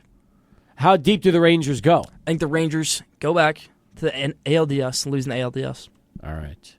All this is coming up on episode 162. 162, great stuff. Go tune in. I can't wait. Schoolyard Sports, great to see you. Welcome back. Great to be back. And plan on now making your weekly visits with us again, and we'll do that again real soon. How are things going with you at tennis at Coronado? Pretty great. Got some great stuff coming up. Season coming to a close soon, but let's have a big finish. All right. I've got Praise right behind you, one of UTEP's all-time great defensive players. He was part of Pro Day today. We almost killed his agent just now, who's here with us as well. It's going to be a lot of fun in our last hour. We'll talk to you again next week. Appreciate the time. Great seeing you guys. Thank you. All right.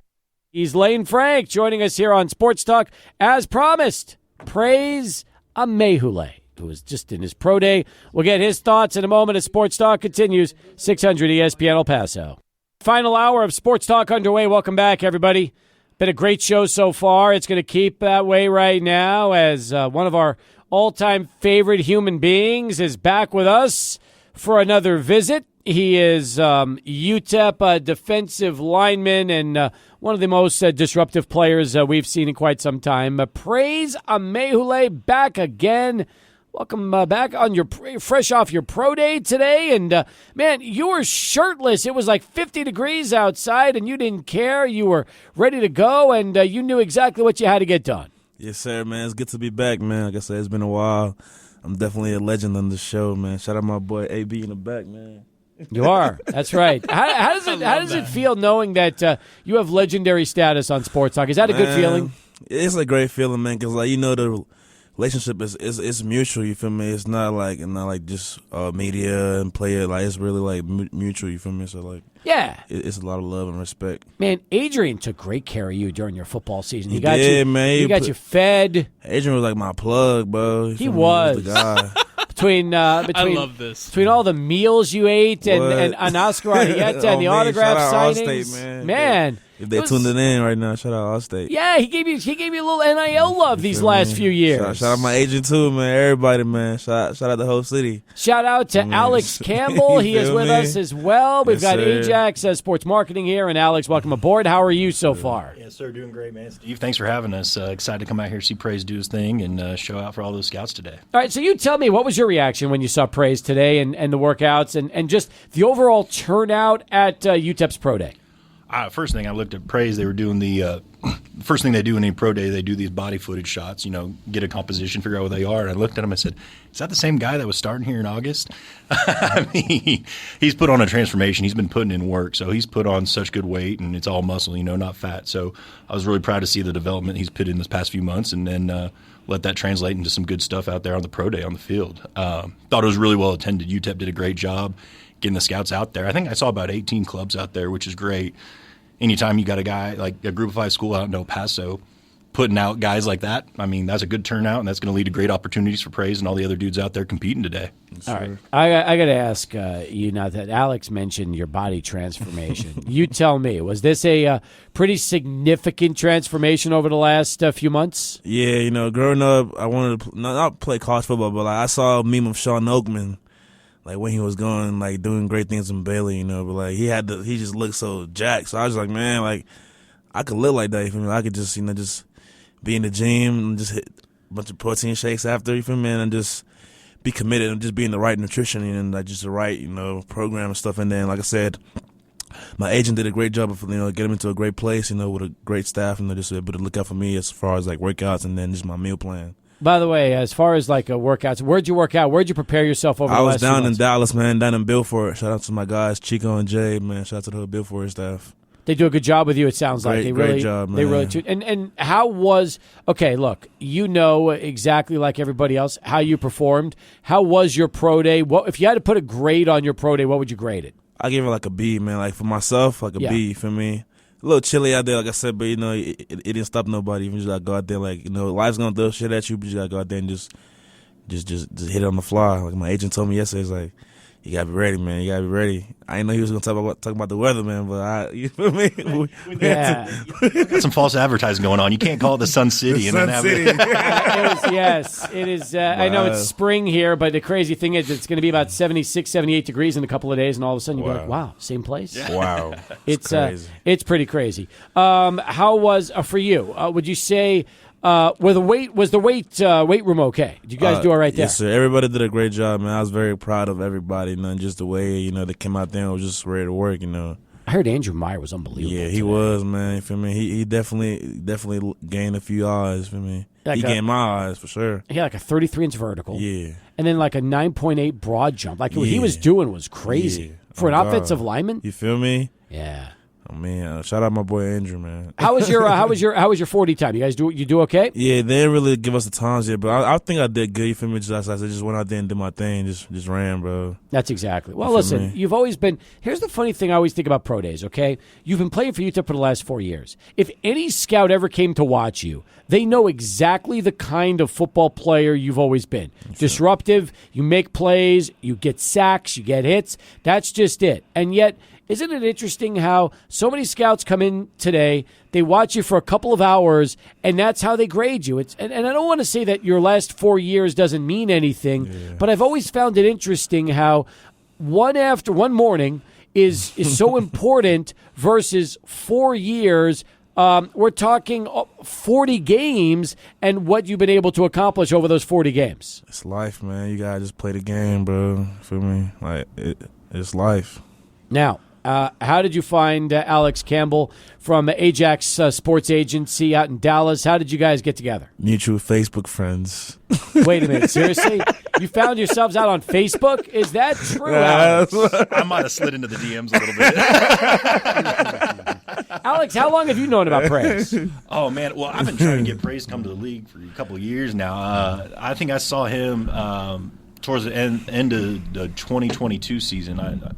He had a great 2021 season. I kept on him in 2022, and then, I wanted to see what he was all about, and came out to El Paso, check in on him, see what he was doing, and really liked his vibe, liked his attitude, liked who he was as a person. And he said, I want to come back to school for another year, keep building what we're starting, finish with my guys. And so I said, all right, hey, I respect that. Let's do the damn thing. But if you want to work on some NIL stuff here, the whole NIL world's a new atmosphere, so let's do that, and let's get some opportunities. So, like you said, shout out AB back there, shout out Oscar, shout out the community of El Paso, did really good rallying behind Praise his last senior year. And I think through our NIL opportunities, we built a trust, built a good relationship, and we're ready to do it for the big times in the NFL now. So is that the future for you as you develop relationships with more college athletes, the NIL, and what you could try to do to help set your those athletes up over the course of time as you really kind of develop them and get them ready for the pros?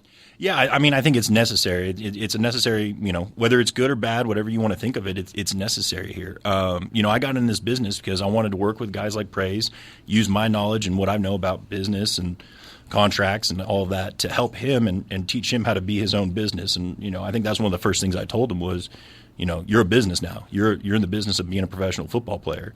So I think it's even more imperative when you got 18, 19-year-olds signing 6-figure, 7-figure deals, especially if you've got a party on the other side that might be trying to, I don't know, say take advantage of them, but make the deals more favorable to their liking. I think that's where I can come in and build opportunities. And then if I could build that trust with my guys from a younger age, when they're ready to hit the league, they know what I'm all about. And I think everything in this world's built on trust. So that's whatever I can do to build trust with my guys. That's what I'm going to do. And Alex, you've been doing this now for the last 4 or 5 years. What made you decide you wanted to get into sports law and a sports agency and start representing players and doing this for a living? Because you started as an attorney. So what was your turning point that kind of made you want to switch gears?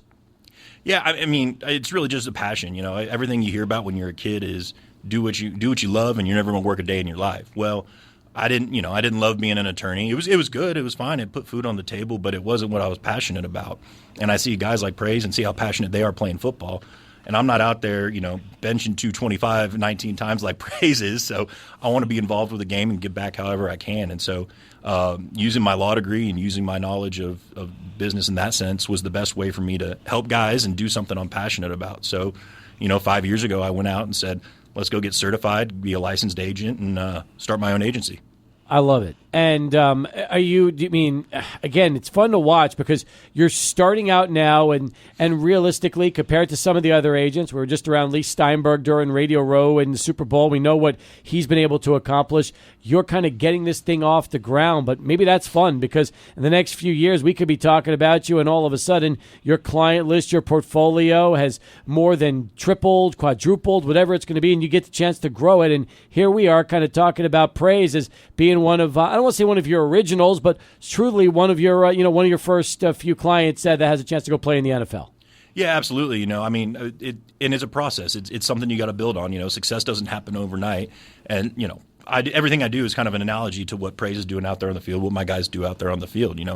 When he was a freshman, he wasn't getting looks to go to the NFL. When I was a first-year agent, I wasn't getting first-round draft picks. Mm-hmm. But you build on that process, you get experience, and you grow from there. And so, I've got a lot of big things planned, and Praise is going to be a big part of that. But we're growing the business, growing the agency, and hope to expand. And like you said, 5-10 years from now, we're going to have a much different conversation about how the dude sitting in the chair across from me is going to be a first-round draft pick getting his name called on the first night. Yeah, Alex Campbell with us right now. He's the founder of Ajax, a sports agency, who's representing Praise Mehule, and he joins us here on Sports Talk. 19 reps today in the bench. Was that your goal? What did you set when you had a chance to start that off today? I had 20 on my head, bro. You feel me? I'm like, with my wingspan, I could knock out 20, bro. Like, if I do 20, you feel me? I'm like, good, bro. So you were close. You got right to 19. In my head, I did right 20, there. bro. But when the dude told me 19, I was like, whoa, I got one more. I tried, bro. I really tried to get that 20, man, because that's what I had in my head. But yeah, feel me? It's all right. Yes, sir. Still, hang on one second. He was there. I saw it. So it was 20 was the unofficial, is what you're telling me. Yeah. Unofficial. 19 official. But here's the deal, when you got arms like Praise, that he's traveling he put some miles on those weights today. He didn't have those stout little arms like some of those dudes knocking out 40 reps. Bro. Yeah. Hey, we got a caller on the line for you. Ready to say hello to somebody? Oh God. Yeah. Oh God is right. All right. Let's welcome this surprise caller to the show right now. Caller, you're on with Praise Mehule. Yo. What's up, man? How you doing? Do you know who this is? Nah, who this is? Big. I ain't gonna even say that. Hang on. Can I help? Can I give one clue, please? Do you mind if I give one clue, caller? Go ahead. All right. Here's the clue. You go ahead. Shake and bake. Shake and bake? I know who this is, man. Yo. Talgator nice, baby. Big camo. Yeah, that video, bro, you look rolling, big dog. Hey, appreciate you, brother. Come on now, stop playing, man. Texas boys. Yes, sir. Yes, So you ready to sir. wake him up, man. I want to say congratulations, bro. Appreciate you, brother. Love, man. I'm proud Love, of you, bro. man. You came a long way, fool. And Oh God. it's just the beginning. Yes, sir. Yes, sir. You know we locked in for life, brother. JT, I heard you moved back to El Paso. Is that true? Yes, I'm back in El Paso. I'm currently looking for a coaching job, so that's what I'm getting my certification done now. So that's what I'm working on at the moment. Oh, that's fantastic. Fantastic. Love to hear that. If you had to give advice right now to the man right in front of me, what would you tell him? What's your best advice following his pro day today? Be patient, one. If they're not calling right now, they will call. You know what I mean? Be patient. Understand that it's business and, you know, it's nothing ever personal in this game. And just, like, do whatever you can to stay out there, man, because, like I said, it's a blessing to be able to play this game for this long. Like, you've been playing for a long time, brother, now. You know what I mean? You didn't play as a kid, but you already, you know, passed up a lot of people that have been playing since they was children, you know. So I want to say congratulations again, man. Just keep your head up, stay patient. Appreciate you, bro. I love you, boy. Jadrian, now that you're back in town, you got to plan on stopping back at the radio show, and we'll have some fun getting a chance to reconnect with you. We're looking forward to that. Of course, man. Just let me know. I'll make some time. All right. We'll see you soon. Thanks for calling in today. Yes, sir. Big Camo. Yes, sir. That's right. Jadrian Taylor, who joined us quite a bit with you over the last Shake few and bake, years. man. Shake and Bake was a very popular Yes, sir. tandem on the defensive line, terrorizing opposing offenses. So that's exactly right. Me, bro. We'll come back more with praise as we continue here on Sports Talk. But first, let's go to Charlie One to get this traffic update. Continue. Praise Amehule with us right now. Alex Campbell from Ajax Sports Agency, who represents Praise, with us as well as we continue. So now the pro day is over. You still have a lot of prep between now and the draft and what's going to be happening with mini camps. So do you go right back to Dallas and get right back to work? Nah, I got to go to Houston. I got been invited to the Texans Day by the Houston Texans, so I got to be out here in Houston probably by next week.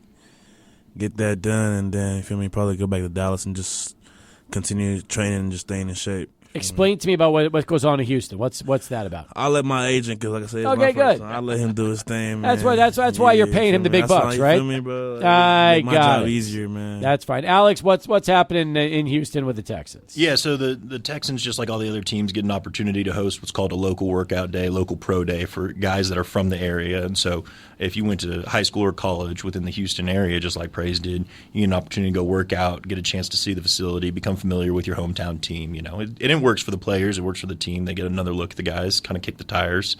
And so Praise is going to get out there next week and run some drills for them, get to see the facility, see what that's all about, and let them know why he deserves to be a Houston Texan if they're smart enough to pick him up. And I didn't even think the Texans were there today. I think they might have been one of the teams that weren't there. So maybe the fact that they're having Praise for their workout is a really good thing for him, because he'll have an opportunity to make a big impression on them as well. Yeah, exactly. And that's the point, is just out there and make a good impression. You know, he Praise in the middle of a 4-month job interview. That's what it is. He's working with 32 employers.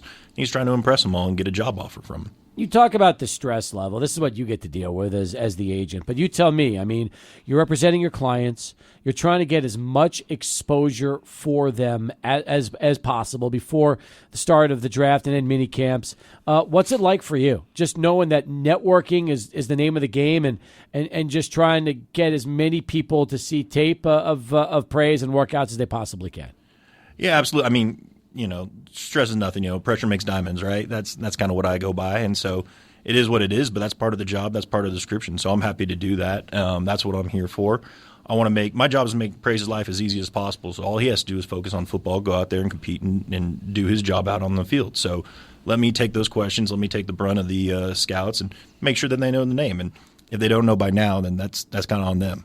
Alex, this is kind of a weird question, but, in certain years, there are certain positions that are more desirable than others, right? So, like, this year in the draft, you look at that cornerback position and the safety position in the first round, it's like everybody's going to go out and try to get some secondary help. Where's the edge position right now in the pass rusher position that Praise plays? Because, a couple years ago, it was like the most sought-out position in the NFL, and now it's kind of in this weird spot. It's still sought after, and people still need this spot. It's just viewed a little differently. Yeah, and there's two things to that. One is I think that defensive schemes are changing in the NFL these days. I mean, usually everyone was running a 4-3, and you wanted a true traditional defensive end, and then you had inside linebackers playing the 3 deep. But now, even if you're running a 4-3, it's a 4-2-5. So it's kind of there's sub positions within the position, and there's a category. So you got to make a name for yourself in one of those spots. One of the things we focused on with Praise this year is kind of that he can do it all. Some teams thought he was a defensive end. Some teams think he's an outside linebacker. So we said, you know what, we can go do both. So he put on some, like we said, and put on some weight. He can go up if they want to put him down on the line, get dirty with the tackles. If he wants to be out there, be an edge rusher and be more like an outside linebacker type, he can cut down, get a little faster, and do that. But one thing about this year's draft, I think it's so heavy offensive tackle focused. You're going to see a lot of offensive tackles going off the board. Mm-hmm. And anytime those offensive tackles are in demand, you're going to need those defensive ends, edge rushers out there to be competing against them and stay with them. So when the tackle position demand goes up, so does the defensive end edge position. That's, my 2 cents on it. I guess I'll follow that up with you, Praise. Your thoughts on just kind of the position as a whole. I mean, we've seen some game wreckers in the NFL right now. Who do you kind of model your game after right now, knowing that you play such a niche position across this league? I got 2 names, man, that I really watch their tape. Really, Micah Parsons and Myles Garrett, man. Just the physicality that Myles play with, and then just Micah being able to just do whatever he wants in the defense. That's kind of what I think I'm able to do. But like I said, I was at a scheme here at UTEP. I just have to do my job, just hold on the field in. But I know what kind of a player I am, bro. Like I'm really like y'all don't even know what I am. Y'all don't even see me what I could do. So it's really just like a hidden talent, bro. So I'm just, like I said, I'm just waiting to get there, bro, and just do my thing. So Alex mentioned that he was really first aware of you in 2021 when you were just destroying everybody. And then these last 2 years, teams started double and triple teaming you on a regular basis. And it's so difficult because how do you dominate when you're attracting the kind of attention like you were your junior and senior years here at UTEP? Like I said, it's a blessing and a curse, man. You feel me? Like it speaks volume of your game, and just what you're able to do. So like I said, after games, I would have offensive coordinators, O-line coaches come up and talk to me. Even mid games, I would have O-linemen, try to talk to me and just be like, wow, even that's weird to me because I'm thinking football, you meant to be mad at each other, but I would just be I was just so dominant at what I do, it's just people have to just give me my flowers, and then it feels good, but at the same time, I know I work for this, I spent time, I did time for this, but like I said, I was far behind. I didn't start playing football for a while, so I had to play catch up. So I spent a lot of time, bro, trying to get where I am today for me. So, but did it ever frustrate you? Because as a junior, you were picked as the defensive player of the year for Conference USA in the preseason, and then all of a sudden, every team in the league started sending 2 to 3 people at you on every play. So what it does is it opens the door for teammates of yours to make big plays. And you take Mo Westmoreland, for example, and he really had a chance to shine through on the defensive side. And you could say part of that is, again, when you're attracting the kind of attention that you are on every play, there are going to be other members on that defense that are going to get opportunities and have chances to go in and make plays. Absolutely, man. Like I said, it comes with a job title, man. You feel me? LeBron James is going to get a lot of attention when he has the ball, but Nikola Jokic is going to get a lot of attention when he has the ball. So I just kind of feel like I'm the same way. So like I said, I just got to improve my game and just work harder and just I got to be able to make plays through those double teams. I got to be able to shine, like I said. And I feel like I proved that on the film. My film speaks for itself. Like I said, but I say, it's a blessing, bro. Because, you being able to attract all that attention, bro, it means a lot, So, like I said, I just got to keep building on that and then just keep trying to get better and get better. Praise, what did the sack record mean to you? Just accomplishing that this past year. You called in on Minor Talk that night, and I appreciated you doing that. I had to, man. You my boy, bro. Thank you. Feel you. me? I appreciate you saying that, and I appreciate you doing that. But now that you can reflect back on it, I mean, we were talking to you middle of the season, but now that you can reflect back on all that you accomplished at UTEP, and that being the lead-in right there, you're the career record holder of sacks. What does that mean to you? Nah, it means a lot, AB, because, like, bro, coming here, bro, like, all I wanted to do was just make history, bro. Like, bro, when I got here, bro, they had went 0-12 the year before, bro. So, like, I wanted to come here. I wanted to win, bro. Like, I didn't care about my record, bro. I didn't even think about the sack record when I got here, bro. I just wanted to just put a winning season and make sure that the minor fans was happy, man. Make sure that the tailgates was packed up, make sure the Glory Road was filled. Like, that was my goal as a UTEP minor, bro. And everything I did till I graduated, man, was towards that goal, bro. You feel me? So, for me to make that history, man, in another way, I guess it just says it's God just blessing me enough for my reward and my service, man. But like, I just said all I wanted to do was win for y'all boys, man. For real. Adrian, can we create a player on College Football 25 and basically just take a player and turn him into praise? So I didn't know this until Sal Montes. Big shout out to Sal Montes. He actually told me this. I don't know if you probably know this, Praise. In Madden, in the new Madden, you can actually draft 2 players from UTEP, and the only 2 are Keenan Stewart and Praise Mehule. Hey, shout out ESPN College Football, bro. I need my coffee, man. No, that's Madden. That's Madden. That's like now. Oh, like, Madden. whoa. Yeah, That's Madden. hard. That's hard. Yeah, that's hard. Madden. That's not even College Hey, Football money 25. up, money up. We up, bro. We up. Is that's in the latest Madden game? Yes, this That's is in the hard. latest Madden game. This is in Dynasty mode, and Sal showed me this. He was like, Wow. the first year I could get 2 players from UTEP, and the only 2 names and the only 2 players that I could tell it was Keenan Stewart and it was Praise Mehule. That's hard, bro. Hey, man. D Block, man. Keenan, man. Holding it down in the trenches. I was going to say, Keenan, another player that joined you today on Pro Day. Talk about your relationship with him and just the two of you being through the battle and the wars these last few years. That's my block brother, man. We have a name it's called D Block. Like you go to jail, man, you get put in a cell block, and you all just, for me. So like I said, Keenan from Iowa. I'm from Nigeria. I'm from Houston. Like 2 different parts of the world, man. You feel me? So like we came into El Paso, middle of nowhere, like for me, another different culture. You feel me? So like we really just like in the block. So like we really just became D Block, and we really just got a bond, and like, we feel like we just became like brothers, man. We just bonded, man. We would push each other, we would compete, on and off the field. We're trying to be great, and then we also like just have fun. So it made the whole thing just college football. It made the whole thing just work. The whole thing worth it, man. Made it sweet. Nice. We'll wrap it up with praise next. Stay with us. Sports Talk continues right after Sports Center with Adrian. Alex Campbell with us from Ajax Sports Agency. We got Praise Mehule, who is getting ready for the next chapter in his career after the Pro Day today. I'm excited, though, with Alex talking about really what you're going to be doing going out to Houston for that Texans Pro Day. That sounds like that's going to be a good experience for you. Yes, sir. It's, like I said, it's going to be just good to be back home with the family and, like just said, being the home team and just see what the future could be. You feel me? Like I said. I know for you, it doesn't matter. Like you're not going to say. I mean, look, if you play with the Texans, that'd be great. But it's as long as you get an opportunity to try to play on Sundays. That's all that matters. That's all that matters, man. Praise, when it comes to just the draft prep and everything leading up to it, are you planning to be in the Houston area all the way leading up to the actual draft date coming late April, or are you coming back to El Paso, up until that point?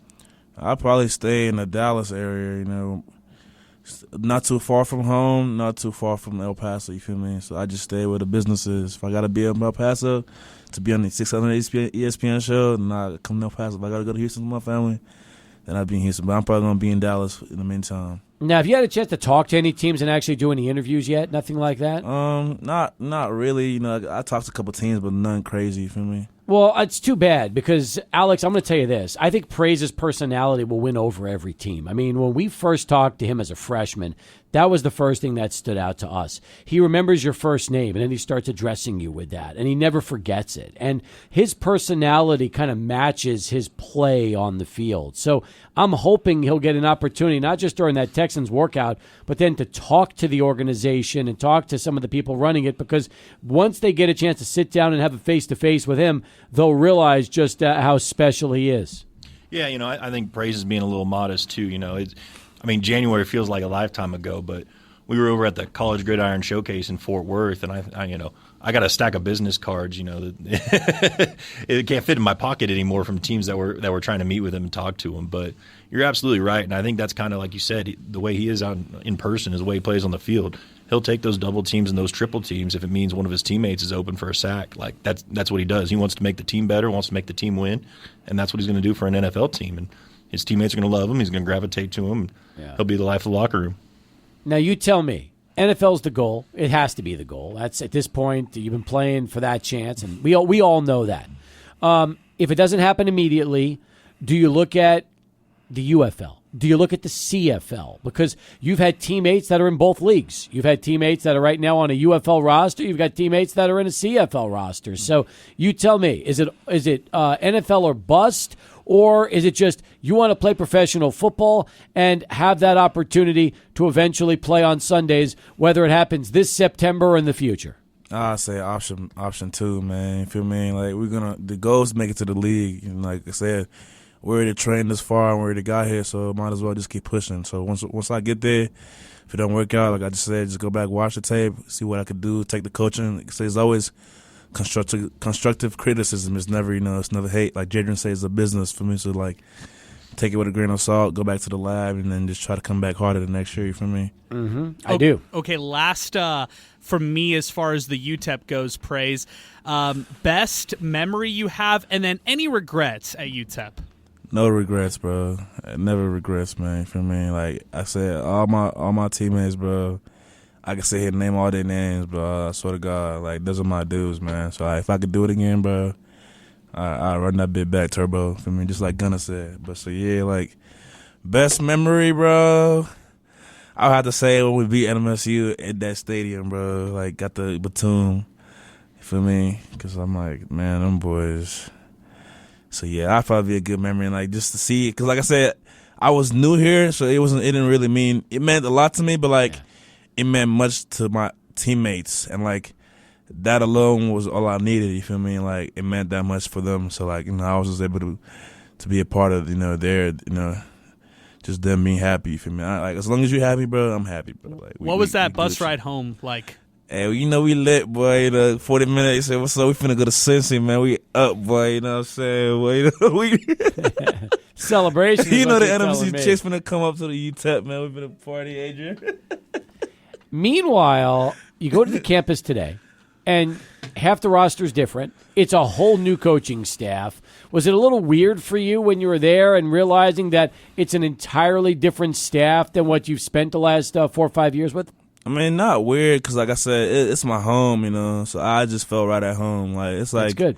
Going to my house and like, oh, your mom just moved around the kitchen or the living room. Like it's through your crib for me. So like, it felt good being back. Like I said, seeing my teammates, the new guys, the guys I knew from last year. Like I said, I just fit right in, and like the Coach Walden, I saw him in the hallway. I chopped it up with him. He had a great energy. I seen him on social media.